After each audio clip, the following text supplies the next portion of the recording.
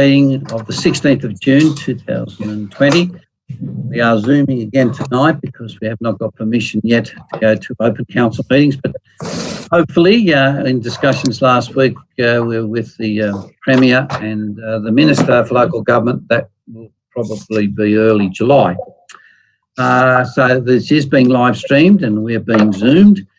We've been asked by some people they cannot see us vote clearly, so can I just remind you, when we're voting, make sure you put your hand up and just can you hold it up until someone says okay or whatever. We've had some people that watch and don't, and can you make sure you speak up because some people said that they can't quite hear. So if you can do both those. Okay. Now, first of all, do we have any apologies for absence? I believe we don't. No, we don't. This council meeting is being live streamed and recorded, and by speaking at the council meeting, you agree to be live streamed and recorded. Please ensure that if and when you speak at this council meeting, that you ensure you are respectful to others and use appropriate language at all times. Orange City Council accepts no liability for any defamatory or offensive remarks or gestures made during the course of this council meeting. A recording will be made for administrative purposes. Tonight, I would like to welcome Mr. Rob McKean, who's from the Orange Presbyterian Church, who will lead us in prayer. Thank you, Rob. Thank you. Let us pray. Lord God, you are a rock and refuge in this ever-changing world. You are the one who has made us, and you have placed us in this world. We seek your help that we may serve well in the various tasks entrusted to us. Lord God, I pray for the members of Orange City Council as they meet together this night. We pray that you will give each councillor the ability to discern the real issues that they are facing tonight. Give them wisdom to make decisions that promote the good of our community. Lord God, I pray for those in our community, especially those who are in need and whose lives have been impacted by the pandemic. We pray for those who are suffering illness, bring them relief and healing. Those who've lost work or business during the restrictions, provide what is necessary for life and a more secure future. For those in grief, may they know your comfort in their time of loss. Those who struggle with difficult relationships, may they find true reconciliation and caring support. Those who suffer with depression, bring the renewed hope and purpose. Lord, I pray that as the council looks for ways to assist our community opening up again, give them insight and understanding to find the best paths ahead. Keep them strong in their determination to follow the best path for the whole community of Orange. We thank you for the work that is done by the council staff. We pray that you will strengthen them for the many tasks that lie ahead in the coming weeks and months. We commit all the discussions and decisions of this evening to you. We pray through the mighty name of the Lord Jesus Christ. Amen. Amen. Amen. Thanks very much, Rob, and you're quite welcome to stay Zooming in, but I suspect that you may be Zoomed out also, are you? I've had plenty of these Zoom meetings over the last couple of months here. Thank you very, very much. No, thank you. Good night. I'd like to acknowledge the Wiradjuri people, who are the traditional custodians of the land. I would also like to pay respect to the elders, both past and present, of the Wiradjuri Nation, and extend that respect to other Aboriginal Australians who are present. Does any councillor wish to declare any conflicts of interest in any matter before consideration of the council this evening? Yes, Mr Mayor. Councillor Turner. In the closed council meeting, item 6.4, declare a significant non-pecuniary interest as I own premises in the CBD.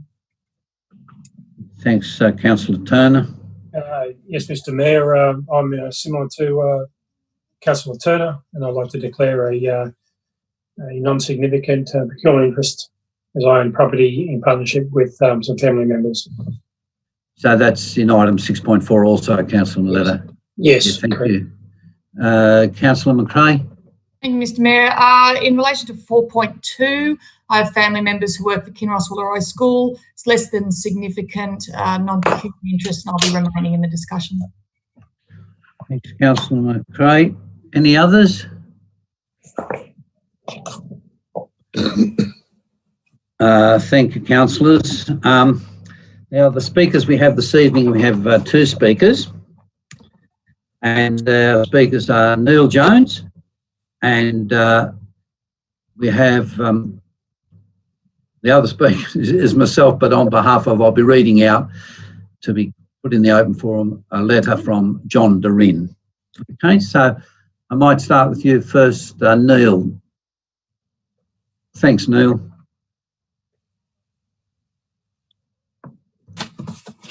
No volume, Neil. I can't hear you now. Neil, you have to unmute. Yep. I was muted by the host. I'm now You're right. by the host. Thank you. Thank you very much, councillors, and good evening. And I will be brief this evening. We've exchanged information about the wetlands over the past couple of weeks and the past week. And but I would like to this evening make a plea to you. Make a plea to you this evening to reach a compromise on the fishing issue, irrespective of the outcome of the rescission motion, but to reach a compromise and work together to ensure that the main objective of the Ploughman's Wetlands stormwater harvesting scheme is not compromised. That is to filter, to safely store and to deliver stormwater for human use, just to make sure that that primary objective is not compromised, while at the same time providing an important vegetation zone and a habitat for wildlife, and equally important, a facility for community use. Now, the Ploughman's Wetland Care Group has proposed a site, a good site that would be accessible, a safe site, an environmentally sustainable fishing zone site, complete with a platform which would afford to protection to the other sensitive habitat and vegetation areas. We inspected this with the Director of Technical Services on Sunday and a councillor, and there were some apologies from other councillors. But and this afternoon I was lucky enough to receive a copy, and I'll just hold it up. It's a copy of the concept plan, a concept plan for the Blackman Swamp Creek stormwater harvesting project and wetland. And that concept plan, which will come before council in the very near future, and it has been prepared in consultation with a stakeholder group, has a proposal for a fishing platform in a sustainable, less environmentally threatening location. So there is an understanding that in the wetland design and construction, then we can accommodate, if properly designed into the wetland, a zone where fishing can be allowed. Now, this afternoon I watched the debate of the council, the last council meeting on this issue, and quite apart from the discussion on the actual fishing, an awful lot was said regarding the need for kids to play, get dirty, take risks in a natural setting. Now, let me assure you that as a resident who lives adjoining the wetland, and look, I walk around that wetland daily, often with my dog, at the weekend more frequently, I watch what's happening there, and I watch the children, and there are lots of them riding their bikes with their family groups and playing. I watch them get close to nature and have fun. It's happening all the time. If you just drive past, you won't notice it, but it is currently happening. I've seen the cubby houses that they build under the old willow tree, and that old willow tree is a main feature. At one stage, it lost a branch, but no one got injured. I've seen a child fall out of the tree and they didn't get hurt. They've built cubby houses. The cubby houses have fallen down. There's wet area under there. They get muddy and they have a lot of fun. They play and slide in the mud of the creek that feeds in beside that willow tree and into where the gross pollutant trap is. They ride their push bikes everywhere around the wetland. They ride them on the mounds and into the wet hollows on the western side of the depressions. And occasionally there are black snakes and a copperhead snake that might be come across in the wetlands. I've seen both of them. So there are risks there. There are risks. And I've heard it said at the council meeting, children need to be involved where they can be part of risk taking. Well, let me assure you that all of that is happening now and is possible in the wetlands. Now, a lot was also said at that council meeting about feral animals. Now, they are mainly domestic cats, and they're not constrained by adjoining neighbours, despite the requirements that must happen. And council has mentioned about the damage, and I acknowledge that it's been a major problem being done by off-leash dogs. And council staff, working with the community, have made a lot of attempts to address that off-leash dog problem. It's not nearly as bad as it was a couple of years ago, and making great inroads into that problem. And there are blackberries in the southern part of the wetlands, and council staff are dealing with, but they don't, I suspect, have the resources. But I'm assured by the Mayor, and I'm very pleased to hear that, that there will be much more attention put to controlling the feral animals, as they are called. And there are some foxes, the occasional fox, that come down out of the adjoining rural land. We know they can sometimes travel as far as Cook Park, but they're not the main problem. It's the off-leash dogs that do cause the problem, but they can be controlled. And the Mayor assures me that more attention will be given to that in the future. And that is very, very encouraging. Look, please, I'll leave you with this thought. Please remember, the Ploughman's wetlands are a very unique and special wetland. They're widely used by a whole range of community members. And please ensure that it is managed properly into the future. And I think there is a way forward with this issue. And I would like you to support, if it comes to that point, of achieving a really beneficial compromise, a very safe compromise that I'm sure can be supported by additional funding to enable a fishing platform, as has been suggested, off the northern end of the dam wall in a very good position that would benefit those children who want to fish safely and not compromise the other important vegetation and habitat zones around the wetland. I make that plea to you, to councillors, tonight. And remember, we are planning for the future. We are going to see a new wetland at Blackburn Swamp Creek emerge shortly, and we'll see that it embraces all the principles that we've been talking about, and it will accommodate in a very safe and sustainable manner the capacity for children to enjoy fishing.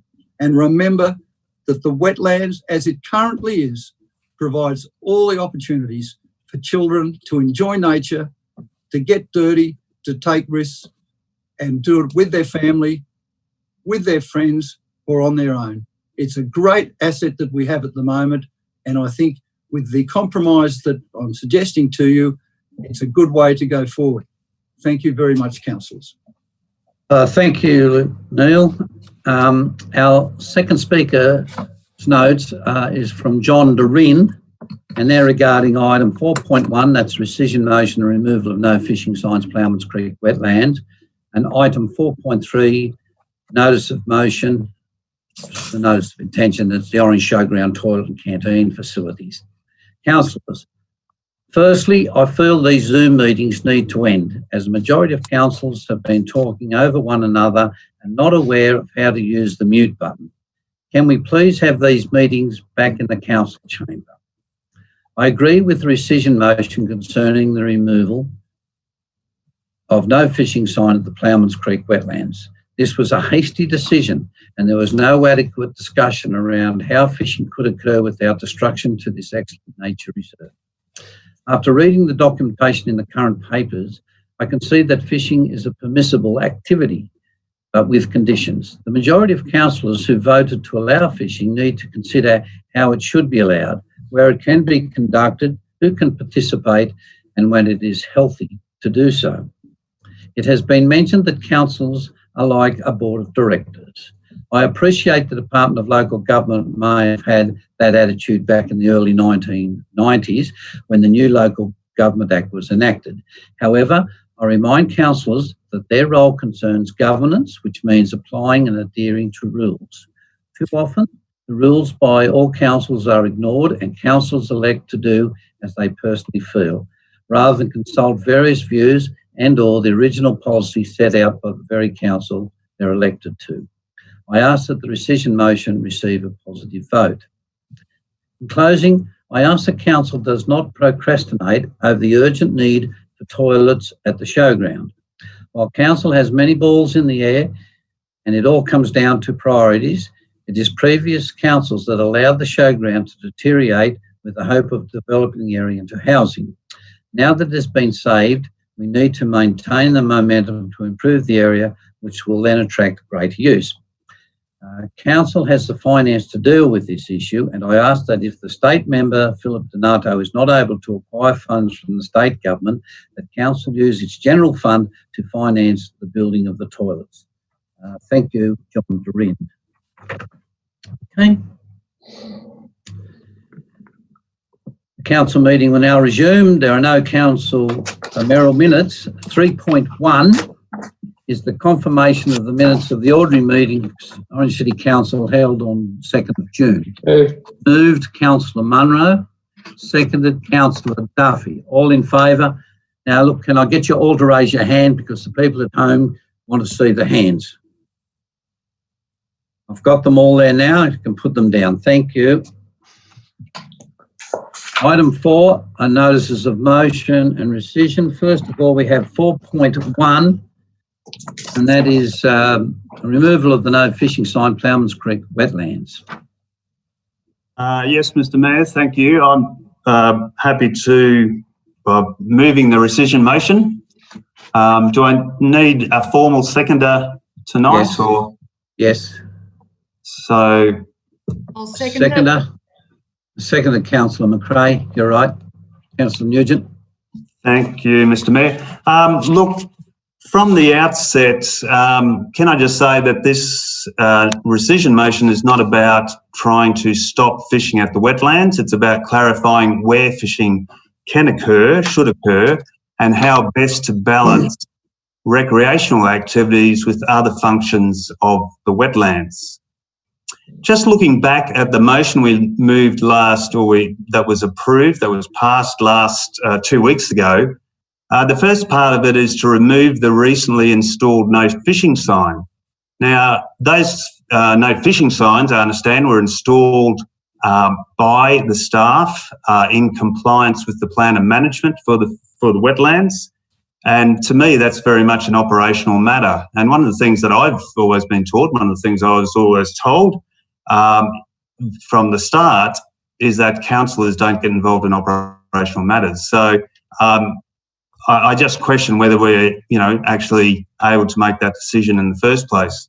The second part of it was to once again allow fishing at the wetlands. Now, fishing has never been allowed at the wetlands, is my understanding, and there are permanent signage there which says, no fishing in the wetlands. So to say to once again allow fishing at the wetlands doesn't really make sense in that regard. So I think there's problems with the motion itself, but setting those technicalities aside, when we made the decision, we didn't have all of the information in front of us, and particularly the plans of management, which I understand the original plan of management from, I think, 2007, and then the further plan of management that came through in 2013. We didn't have those in front of us. We do tonight, and I think it's worth a further discussion, further consideration of this issue in the context of those plans of management. So just turning to those plans of management, if we look at the wetland the objectives of the wetlands on page 27, if councillors want to go and have a look at page 27 there, it talks about the objectives of the wetlands. And so it goes through a number of objectives. First one's about biodiversity and ecological values of wetlands, and with particular reference to the hydrological environment, including water quality and water flow, and to the flora, fauna and habitat values of the wetlands. So that's the first one, and Mr. Jones, spoke about that the primary purpose of those wetlands is in relation to the stormwater harvesting scheme. The second objective is about restoring and regenerating degraded wetlands. The third one is around community education in relation to wetlands. but with a proviso, without compromising the ecological values of the wetlands. And then it goes on in D to talk about facilitating public enjoyment of the land, which is what I guess we're talking about tonight, is in terms of fishing. But again, minimising or mitigating any disturbance caused by human intrusion. And then the final one is to protect existing landforms such as natural drainage lines, watercourses and foreshores. So they're the objectives of in the plan of management. There's also a number of methods that follow those objectives, and I won't go through them all, but all of them, we have to wait until number 7, where it talks about to encourage community use of the wetlands. So there's 6 other methods or ways that the objectives are implemented before we get to community use. So I think it's just important to remember that what the principal purpose of those wetlands actually are, and that's in relation to water quality, stormwater harvesting, and also those ecological values of the wetlands. So I think from my point of view, I'm happy to see fishing. I used to fish when I was a teenager, and I remember some really great fishing holidays. I don't fish now, but I'm not against fishing per se, but I think it needs to be contained to a particular area. And as Mr. Jones referred to, he talked about the northern ends of the wetlands would cause the least disturbance. There's an area there that's already partially cleared and provides easy access to the water. And that's also where we're going to build in the budget, in the council budget for next year. There's $35,000 for a raised platform that could be easily amended, or the design of that, which hasn't actually occurred yet, I don't think, but that could be amended to include a raised platform out over the water to allow easy access for fishing. But also, I know Orange High School and other high schools go down there and do water sampling. They collect water samples as part of chemistry and agriculture courses that they do. So providing that raised platform out into the water would actually provide fairly easy access, and it would tend to keep people who want to fish or wanted to sort of access the water away from those more sensitive areas where there is bird life, where there is habitat, where there is the risk, the danger of young children maybe wandering down and falling into the water where it's sort of steeper and rougher access. So there is an option there. We've got some money in the budget already. I believe there's also money that might be available through DPI from fishing licence collection that could be used to pay for the extension or a change to that design. Point of order, Mr. Mayor. Well over 3 minutes. There's no point of order. He's got 5 minutes. Thank you, Mr. Mayor. But you've got about half a minute.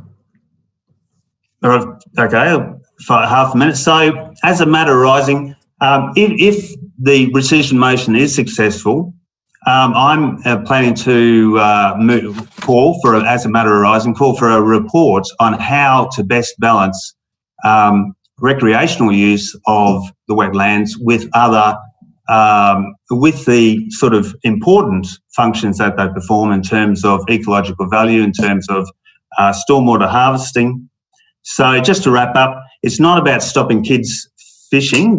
This notice of motion, this rescission motion, is not about stopping kids fishing. It's about clarifying where fishing can occur in the wetlands in a safe and least invasive way, while achieving the best balance between recreational activities and other important functions of the wetlands. Thank you. Thanks, Councillor Nugent. Councillor Munro, then Councillor Hamley. Just got a question, Mr. Mayor. That's all right. Go, Jason. Yeah, You're thanks. fine. No, sorry. I'll do the calls. Thanks, Councillor Munro. Okay. No, all right. No. Councillor Thank Hamley. you, Mr. Mayor. Thank you, Mr. Mayor and councillors. My comment here is we're getting a little bit too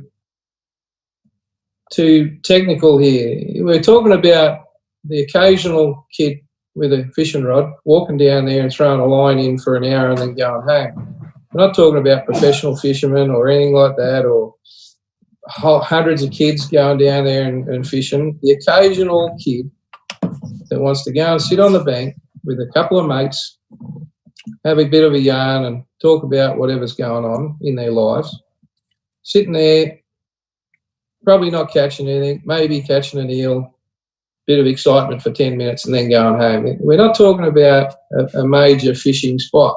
We're just talking about the ability for kids to be able to go and do this. And if you put a platform there, and it costs us lots of money and all that sort of thing, they're not going to sit on the platform. They're going to go over and sit in the reeds or sit on the side of the dam to get away from wherever everybody else is going to be walking. Right? So that's just looking in from a kid's mind, and who's going to police that?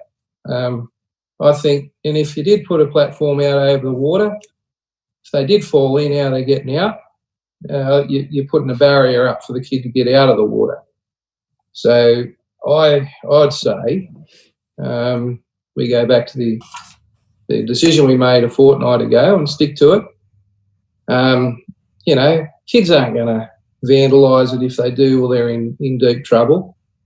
And it's only going to be the occasional one or two here and there, and only during who's going to go and sit there now and go fishing on these sort of winter days? So we're only looking at spring and summer and early autumn. And most kids will just hang around and have a bit of a fun. I think we're going a little bit, we use a little bit of common sense and understanding. Remember how you were when you were 12. That's all I ask. Thank you. Thanks, Councillor Munro. Councillor Hamling? Yeah, just a quick question, Mr. Mayor. So the rescission motion that's in front of us is calling on no fishing at Plowman's Lane. Is that correct? Yep. That's all I need to know. Thank you. Thanks, Councillor Hamling. Councillor McRae and then Councillor Prevatera. Thank you. Thank you, Mr. Mayor. My points would be we need to get the wording right. So that's why I've supported this rescission motion, to have once again fishing permitted at the wetlands when it actually wasn't permitted in the first place. I'm uncomfortable with. So I think we need to get it sorted out and get the wording right, and also update the plan of management. In terms of providing access, I actually think we need to think beyond young people, the kids who are going down there. We know that the area's got a major development up the road at Oak Tree for people who are retired. I know that there's quite a few of them who enjoy using the wetlands area, and I imagine might like to throw a line in.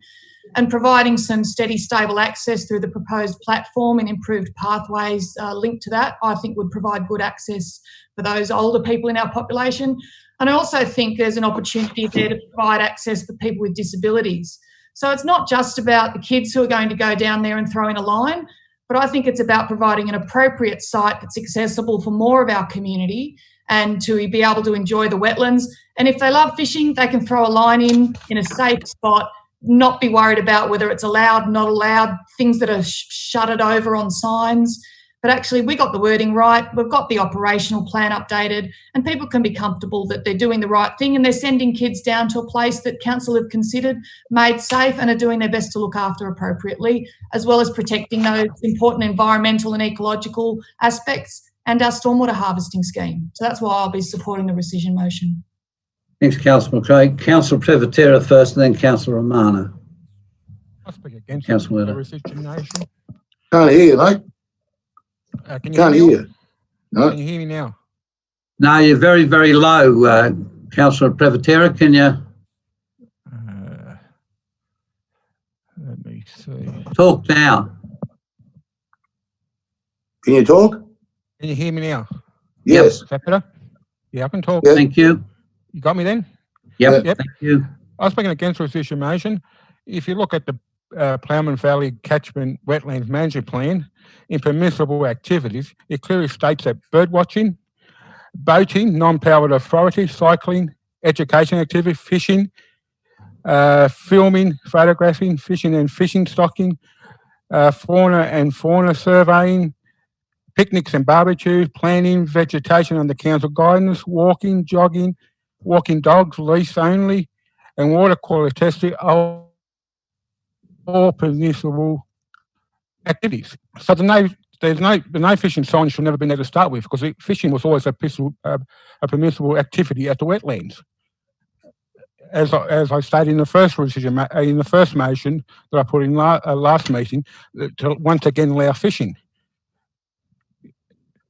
And yeah, and as Councillor Munro stated, there won't be a great deal of fishermen there. It will be just mainly kids chucking a line in, having some fun in the afternoons after school or later. Thanks for that. That's all I've got to say. Thanks, Councillor Prevatera. Councillor Romano. Oh, thanks, Mr. Mayor. Look, I'm a little bit concerned that we're misleading the public with Councillor McRae's comments about the notice of motion was not written properly, that once allow fishing. Fishing has always been allowed, and Councillor Prevatera has just stated that, and it's on page 106 of the documents that we have in front of us. And there's a chart there, there's a table there, and it says permissible activities. And not only does it say fishing, it says fishing and fish stocking, which means we should be putting fish in there. So I just want a clarification, maybe from staff, that this document is correct and we don't mislead the public by saying that fishing was never allowed there. Now, I've heard that from about 3 councillors, that fishing is not allowed there. Why are we talking about it? Fishing has always been allowed there, and if you read the document properly, Blackman Swamp, you're allowed to fish as well. So I just want to make sure that the people, the community know that you can fish there. You always have been allowed to fish there. Would you like to comment, Mr. Waddell? Mr. Morn is taking questions on this one tonight. Oh, I think my apologies. Mr. Morn, would you like to comment? Through you, Mr. Mayor. So we have an official adopted plan of management that goes back to 2003, as included in the papers. Council developed a plan of management in an internal document. It was an operational update for the Plowman's Valley catchment wetland. So that's a 2013 document, and that really reflected the change in the use of the wetlands to the stormwater harvesting, etc., and other activities. In that document, it does state that fishing and fish stocking is permissible. Council never actually promoted fishing or put up signs to that effect, with the intent of protecting and establishing the vegetation around the wetlands, and that was why Council never promoted fishing or actively encouraged fishing in the wetlands. But it does state in that internal document, which isn't a plan of management as such, because it hasn't ever been adopted by Council or signed off by the Minister. It's an operational document. So that's the difference between the two documents, and that's really the rationale as to why fishing wasn't promoted or permitted. Thanks, Mr. Maunda. I think I had Councillor Miletto next. Thanks, Councillor Miletto. Thank you, Mr. Mayor. And I'm not against fishing per se, but I guess it comes back to processes. And I'm assuming from what Director Maunda has indicated, if that management plan was never endorsed, I guess my question is, was the relevant permission or authority obtained from the government to allow it in the first place? You don't have to. We don't have to? So if we, so what you're saying then is there are no fishing permits required for that area? Mr. Maunda? I'm sorry, what was the question? The question was, there's no... Mr. Miletto again? Yeah, sorry, I'm just wondering, because it's, is there a fishing licence for inland fishing required to fish in the wetlands? Yes, there would be. So to enable that to occur, does it have to be designated fishing area approved by the relevant legislation and government authorities? I'm not 100% certain, Councillor. Just a point of clarification, isn't it Indigenous and people under 16 don't have to have a fishing licence? Am I correct? That's correct. Thank you. But that doesn't answer the question whether other people... No. You asked, first of all, did everyone have to have a licence? And that answers that part. And I'll have to get... Can someone clarify if you have to have it on a river? I've asked a question, asking for clarification from the director. I mean, I appreciate that you have an opinion on it, but I didn't ask who the exemptions were. I asked, are people required to have a licence? And if so, is that area, the wetlands, does that have to be approved by any any state authority to allow fishing to occur in there in the first place, if it wasn't endorsed under the management plan? That was my question. Ask for you, Mr. Chair. David, did you want to say something? Oh, look, as a fisherman of sorts myself, I can tell you that we don't have to get permission from anyone there's a few permissions required. And I can read some out I've got on the web here to permit an individual to fish. Let me do that first.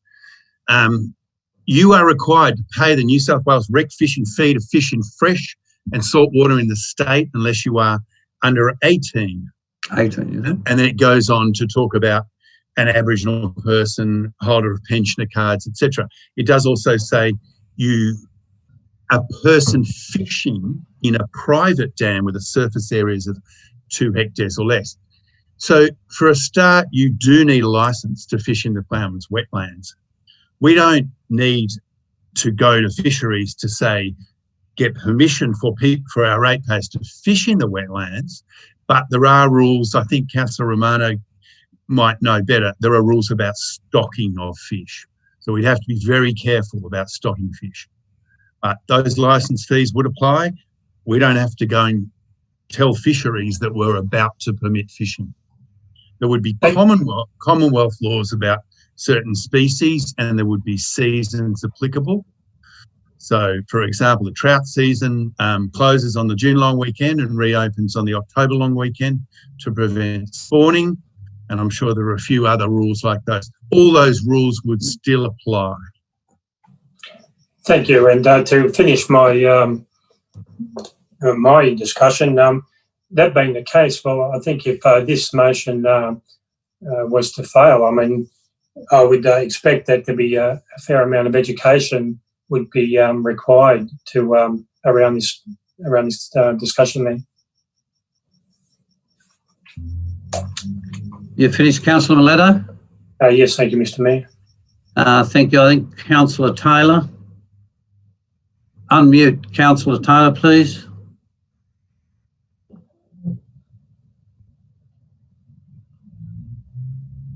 How's that? Yep. Thanks, Councillor Taylor. Yeah, Mr. Mayor, look, I'm really amazed at the amount of time and effort this particular issue is taking up. Look, I was part of the council, as you were, many years ago when we put the wetlands in place. The wetlands were primarily put in place to rejuvenate an area which was really a sodden paddock, and it was for many years. It was one that was put in place there for the recreation of the community, and it was there for the enjoyment of the whole community. I can't believe we're spending so much time debating whether a few kids want to throw a line in. You're not going to get serious anglers going there looking to fish. It's about a few kids or other people who may accompany those children who might occasionally throw a line in. We asked to remove the sign so it would be clear, it would be succinct. I thought we would have just got on with that fact. This is taking up an enormous amount of time and effort as far as council is concerned. Now we're debating the logistics and the legalities of it. For heaven's sakes, look, I mean, with this particular area is there for the enjoyment of the entire community. It's for people to walk their dogs. It's for people to go on strolls. It's for people to enjoy the ambience of the area generally. You know, just can we deal with this and deal with it once and for all? If there's a few reeds knocked over or a few weeds that are flattened, I mean, so be it. That's part of public use. Let's get some sanity into this debate. Look, we've asked the signs to be taken down. It was, at my recollection, an 8-4 vote. I hope that 8-4 will hold because, I mean, I just think this is ridiculous. It's getting to the level where we are now debating minute issues as far as this is concerned. call it for what it is. It's about a few kids throwing a line in, having a good time down there, and the wetlands are to be used. They are primarily a recreation area. I understand they benefit the environmental and so forth, and maybe stormwater harvesting a bit further down, but they primarily are a recreation area, and they should be for the whole community, not for a privileged few. They should be for the whole community to partake in and to enjoy. Thanks, Councillor Taylor. Any other speakers? I'd like to write a reply if I can, Mr. Mayor. Yes, Councillor Newton. As long as everyone's had a chance to say that wants to have a say. Your call, Councillor Newton. Okay, all right. Well, firstly, in terms of taking a lot of time, I don't think we haven't spent that much time. We spent, 15 minutes at the last meeting. We've spent 15 minutes at this meeting. I don't think it hurts to spend a bit of time discussing an issue if it means getting the processes right, and also getting the right balance between the different objectives of the wetlands. Councillor Taylor talked about it being primarily about community enjoyment. We went through the objectives before, and that's not the case. It's not primarily about community enjoyment. There's about 7 objectives, one of which is about community use and community education. So that's an incorrect statement. Also, Mr. Mayor, I'd just like to pull you up. It wasn't the motion's not about stopping fishing at the wetlands, the rescission motion. It's about reversing a decision that we made at the previous meeting so that we can go through the process and do it properly. The only thing that would change from what if we made this rescission motion tonight, it would mean that the staff, if they saw fit in their operational role, could put the no fishing signs back up. In terms of it being fishing always being allowed, there have been permanent signs at the wetlands ever since they've been there saying no fishing. Now, whether fishing is a permissible activity under that 2013 plan of management, which we've heard isn't never came to council, was never endorsed by, or never went to the minister, it may be a permissible activity, but there have been signs at the wetlands since the wetlands were built, permanent signs saying no fishing. So, so there's a lot of uncertainty about, in my mind, about what the current situation is. I had the privilege, I had the opportunity to go and have a walk around the wetlands with the Ploughman's Lane Care Group on Sunday, and there is significant damage on both the eastern side and the western side of the wetlands to the reeds around the lake, to the vegetation. Now, what has caused that damage, I'm not sure. Maybe people walking with their dogs and letting their dogs access the water. It may be people fishing, I don't know. And I'm not sure we can say that it'll only be a few kids fishing. Maybe it will be a few kids, but it may be other people fishing as well. We don't know. And that would be great. In terms of the wetlands being an area for the enjoyment of the community, it already is. As Mr. Jones indicated, it's been used. It's used by a wide range of people in a wide range of ways, including kids already playing there, and getting their feet dirty, and getting their hands dirty, building cubby houses, playing in the creek. So it's already heavily used by the community.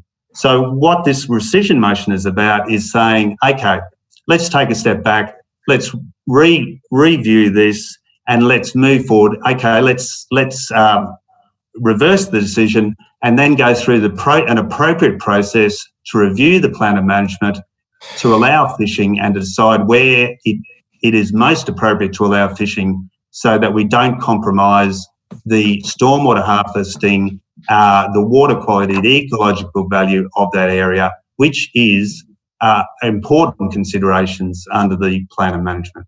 Thank you. Thanks, Councillor. I'll just make it quite clear. The motion says that Council rescind the following resolution of the Council meeting of the 2nd of June 2020. And that notice of motion was the removal of the no fishing signs at Ploughman's Creek wetlands. If everyone's familiar, I will put the rescission motion. All in favour now. Got to put your hands up, please. 1, 2, 3. Against.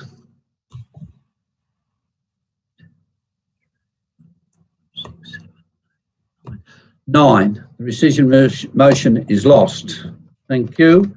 Mr. Mayor, can I ask, as a matter arising, to ask for a report about how we best implement fishing access to the wetlands while protecting the ecological value and the water quality issues at the wetland?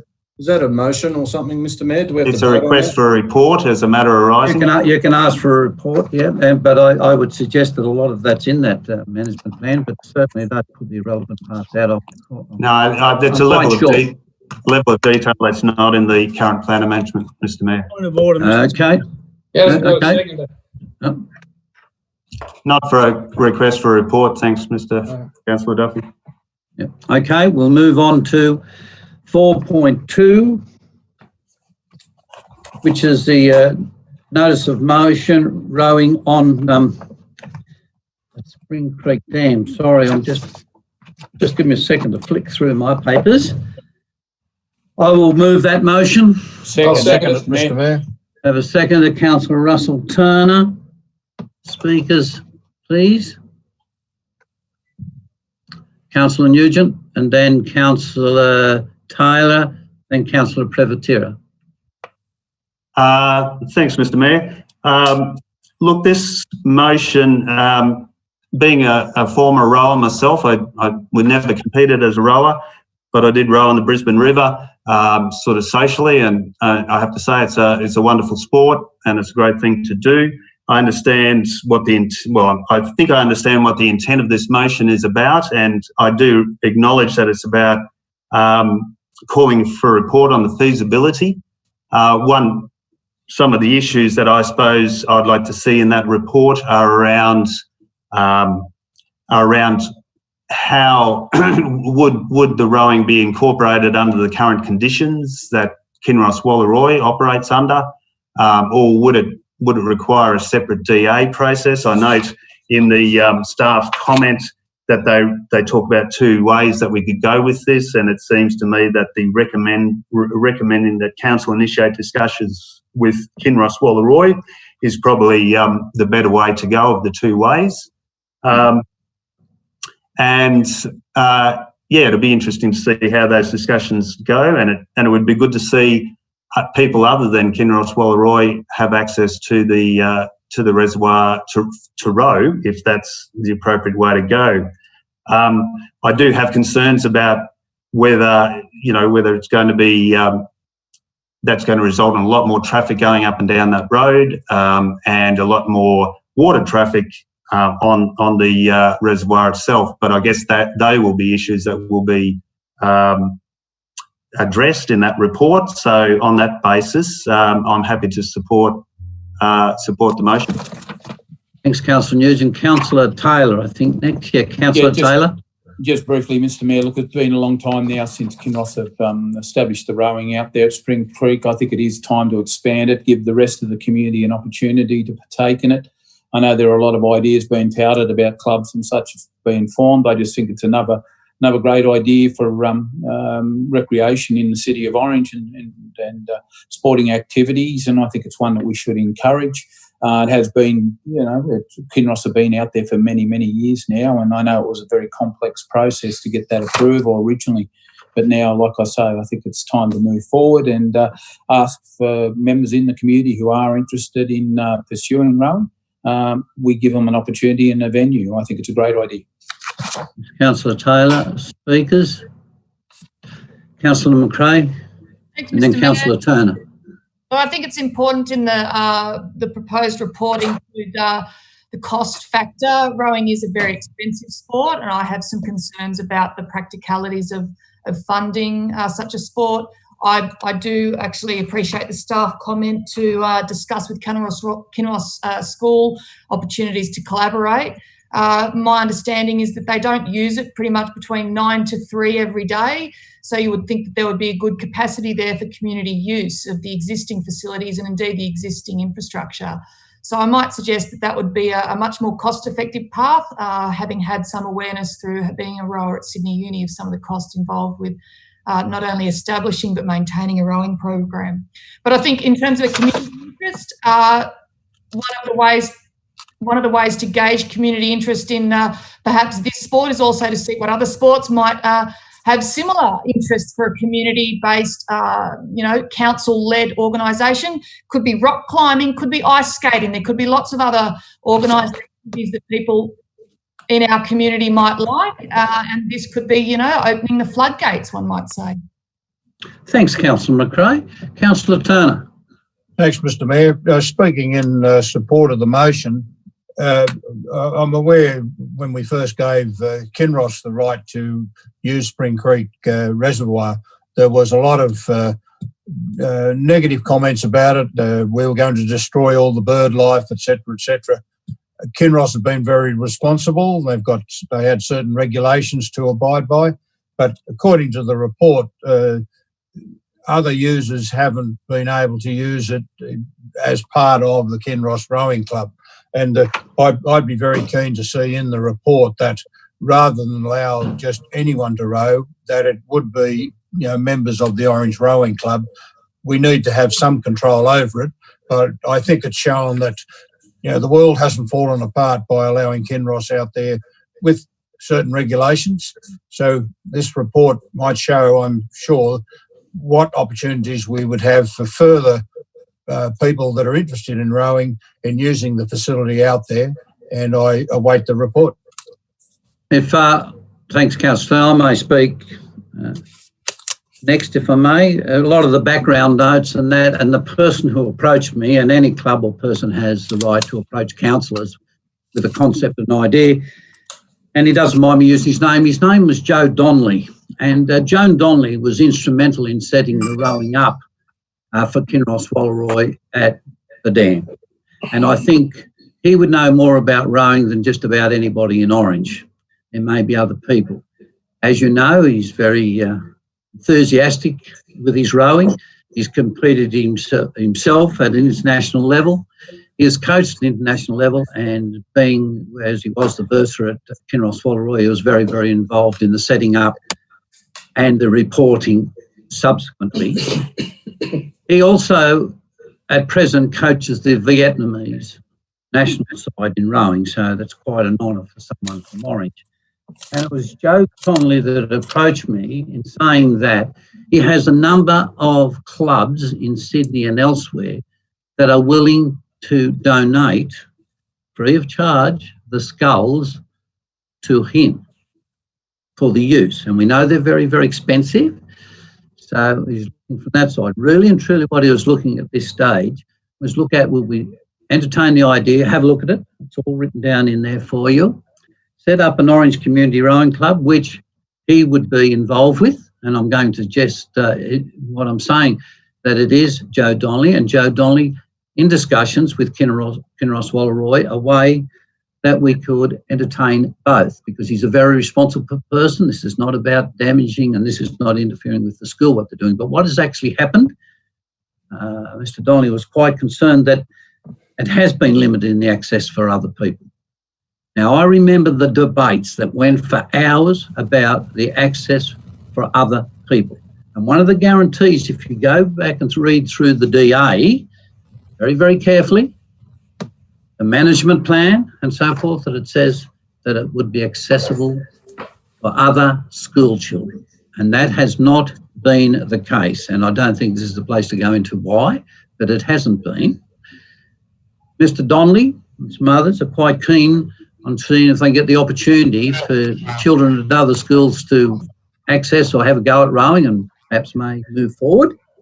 He also pointed out to me in the school vacation time there's very, very little use of the rowing there, and said, now I can't back this up, I'm not 100% sure, but he said there's not a great range of people from Orange that are actually rowing, that do rowing, but he knows there's some kids that could be involved. So I think it's worth, and what I said in there is to have a review and a report on the feasibility of rowing, and which would be supervised by a group called the Orange Community Rowing Club. And if you would allow me to put a part B in the motion, it would be that Mr. Joe Donnelly be the person that we appoint to be in those discussions with Kinross Walleroy School to see what we can do with it. Yeah, I'd second that, Mr. Mayor. Thank you. Thanks, Councillor Munro. Fine. Other speakers? You've spoken before. Councillor Nugent? Yeah, I had a question, Mr. Mayor. Can I ask a quick question? Yes, Councillor Nugent, sorry. Yeah, sorry. It's my understanding that Scylla Kinross and Rosemary Stapleton have been doing waterbird monitoring out at there at the at Spring Creek Reservoir for many years, and have compiled a considerable amount of data. I'm just wondering, does council have access to that data? And either way, can that data be included in the report as part of the report that comes back? I'm sure it could be, but I'll ask CEO to answer that question because we had a discussion today on it. Mr. Wardell? Yeah, look, I don't want to get too technical on water birds. We'll take that on notice, and of course we'll include what we can. Kinross School every year under the current consent has to supply council with an environment management plan as well. So we'll see if we can tap that for data. Okay, any other speakers? Councillor McRae, you've got a question. Just a question as to, so are you proposing an amendment with the addition of Mr. Donnelly in that motion? Yeah, I've asked could I include in the motion to be called the Orange Community Rowing Club with Mr. Joe Donnelly, if you like. Yeah, I'd speak against the amendment if I may. I worked with Joe and I did see him grow that rowing club for the some 8 years that I worked at Kinross.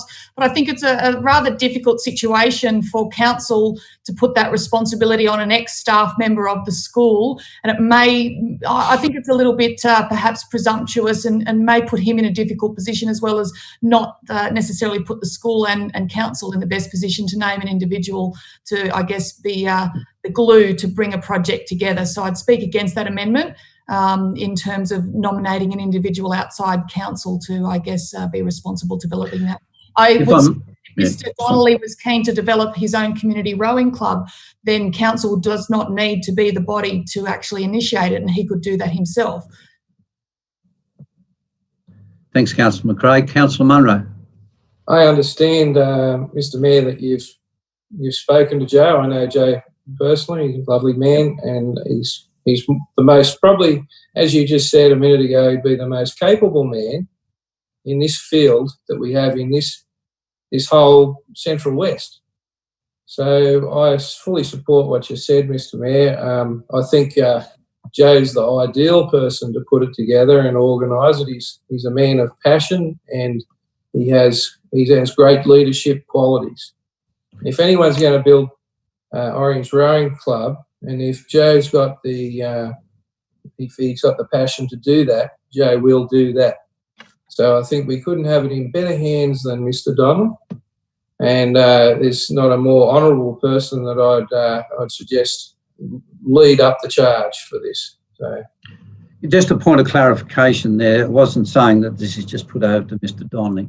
It's indicating that Mr. Donnelly work in conjunction with council. That's right. Because I don't think we've got too much expertise in front of me in rowing, to be quite frank, including myself. And I've rowed a boat. That's all I've done. Councillor Miletto. Thank you, Mr. Mayor. Can I assume that you've approached Mr. Donnelly and he's agreeing to do this?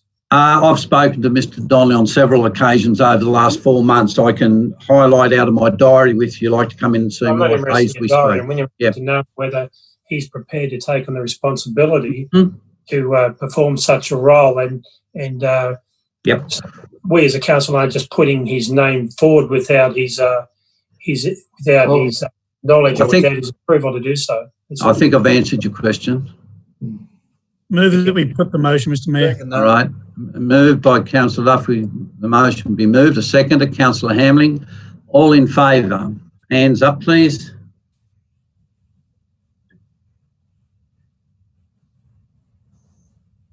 Against? Councillor Nugent and Councillor McRae. Did you get all those, Mr. Waddell? Thank you. Good. Yes, all good. Thank you. We move on to item 4.3, which is actually not really a notice of motion, but it comes in as it's on the Orange Showground toilet and canteen facilities. Move the recommendation, Mr Mayor. Move Councillor Turner. Councillor Munro. Can I speak on this, Mr Mayor? Well, you've got your hand up. I was about to ask you. You didn't give me much chance. Councillor Romano. Yes. Yeah, look, Mr Mayor, the meeting we had on site was very successful. As it says in the report, our member, Mr Phil Donato, has spoken to Minister Pavey. I don't know if you were whether you received any information on how it went, but apparently she is preparing some funding for the showground toilets and canteen. And what I'm asking here is that all councillors get behind this, because we've got a $1.7 million building sitting out there that's hardly ever used. It also states in the report what it could be used for, and that's only a bit of what it could be used for. There's a lot of things that can happen out there if we provide the toilets, which I don't know why they weren't put in the first place, but that's another story. And a canteen, we could have very large events out there and make this really work, because at the moment it's not being used to its full potential. So I'm hoping that all councillors support this report, and if we can come up with some funding from somewhere, from the council, we should put it towards it and get it done, get it finished. Thanks, Councillor Romano. Councillor Hamling. Yeah, Mr Mayor, just a couple of points. Was there showground funding announced today and we didn't get any? Is that what I saw somewhere? There was some announcements last week. I didn't hear of any today. Mr. Waddell may have. No, but we've got significant funds for fencing, both externally and internally. A couple of weeks ago, Mr. Morter, was that 2 weeks ago? Now we got that money. That time frame would be right. So we still. There was two tranches. Yeah. That's right. So that was the first tranche, and the second tranche we have in as a live application for the funding for this project. And the funding that's in there for the live one, is that for some of the facilities here? Correct. That's correct. My second question. This is just for noting, correct? Yep.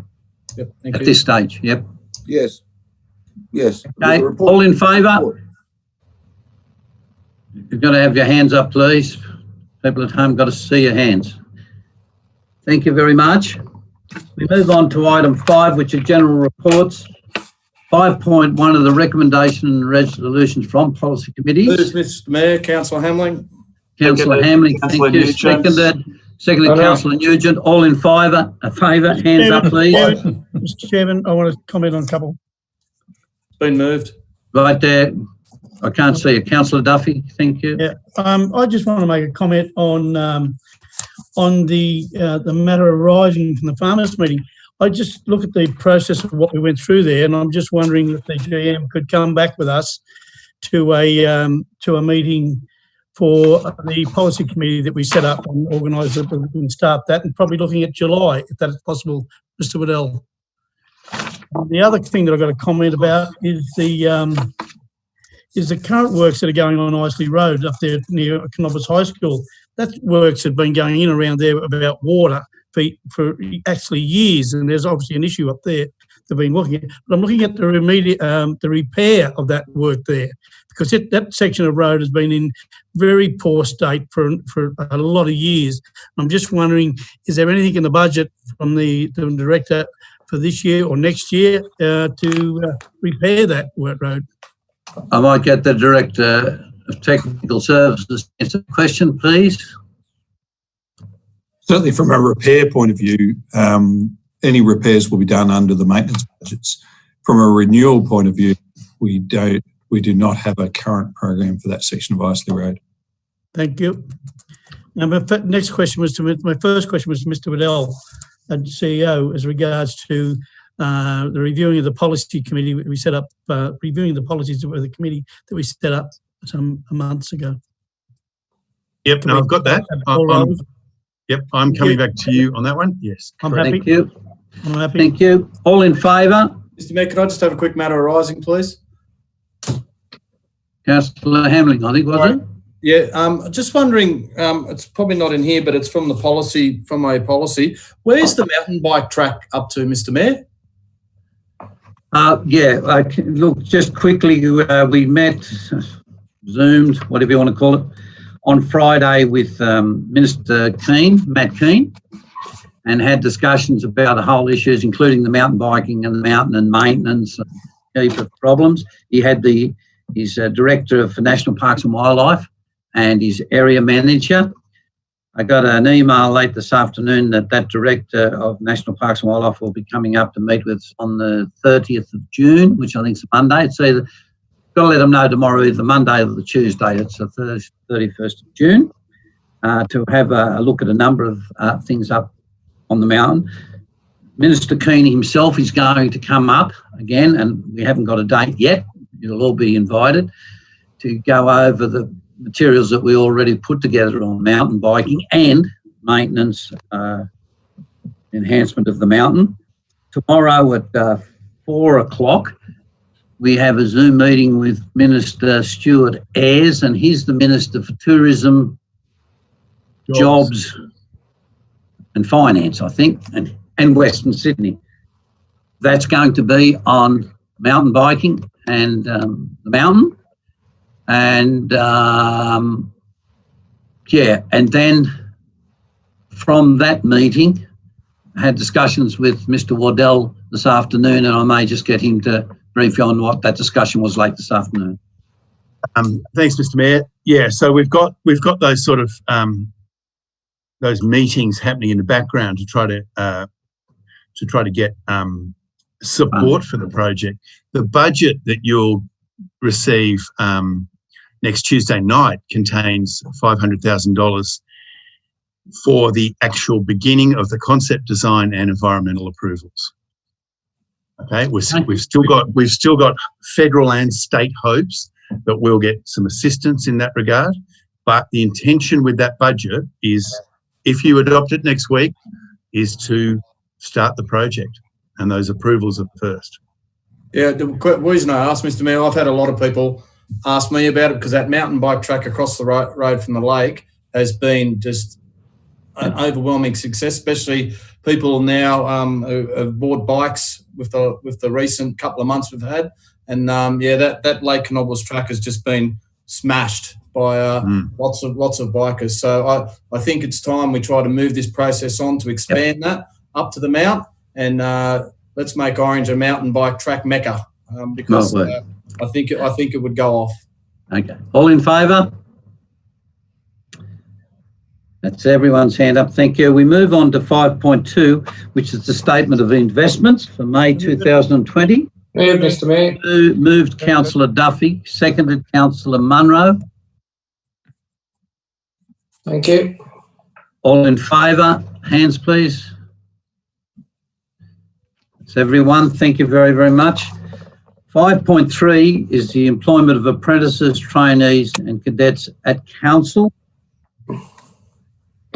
A report by Michael Ridge, Human Resources Manager. I have a move of Councillor Nugent, a second of Councillor Munro.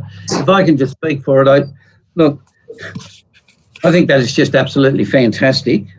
And I know back near 30 odd years ago how we've increased in the amount of employment opportunities that we do give, particularly to younger people, but also with the cadet system and the trainee positions. Not necessarily have to be a young person, you can be rejoining the workforce, or you could be an older person, or whatever it may be. But I think that speaks pretty well of what we do with 6 apprentices, 9 trainees, 7 cadets and 8 school-based trainee positions. And I do know, if you look at over the back on page 188, the fields that those positions are go from horticulture, greenkeeping, education, accountancy, drafting, electricians, plumbers, carpenters and cadet engineers. So that's fantastic. So Congratulations on that. But I think I wrote a thing in today's paper, but I think that's something, Mr. Waddell, I'd love to see up on our webpage. And I think that's something that we should be giving out there to the broader community, but letting people know that there are employment opportunities through our systems. Because a lot of these, once they've been for traineeship or a cadetship or whatever, may stay with us or may go elsewhere, and that may give other people that opportunity of taking that same path. Councillor Munro. Oh, thank you, Mr. Mayor. Look, yeah, I acknowledge too that you know, it's great that we've got these few people doing great things and council supporting that. But look, to be really fair dinkum the way I feel, and I've said it before, we've got nearly 500 employees in our council. I just think we've got the opportunity to build a larger workforce, the actual people that get there, turn the shovel and do the hard work, and have the opportunity in the future through our CEO and the initiatives that he's putting forward to build a reasonable sized workforce to be able to do our own little projects over lifetimes. These apprentices, hopefully they'll stay with council and become tradespeople, and we can have more apprentices through them, and hopefully down the track we can have a more, I suppose, productive unit to be able to go out and do things like build toilets and whatever. That's where I think we should be putting our energies. There's a lot of people that organise all these things, but we don't, and we've shown it over time where we haven't been able to build the Robinson Park toilet and things like that. I just think that council would be much more better served, it's my opinion, if we could build that workforce to be able to do that. So thank you for the report. Yeah. Thanks, Councillor Munro. All in favour? Just got to have your hands up, please, if you don't mind. Against? Thank you very, very much. 5.4 is synthetic turf within the road verges. There's the recommendation, Mr. Mayor. It was moved, Councillor Nugent. Who was the seconder? Councillor Turner. No, I'll move an amendment then, Mr. Mayor. Oh, wait there, we've got to move it. Wait there, we've got to move in Councillor Nugent. A seconder? Seconded Councillor Prevatera, right? So that's mover and seconder for there. Now you want to move an amendment, Mr. Mayor.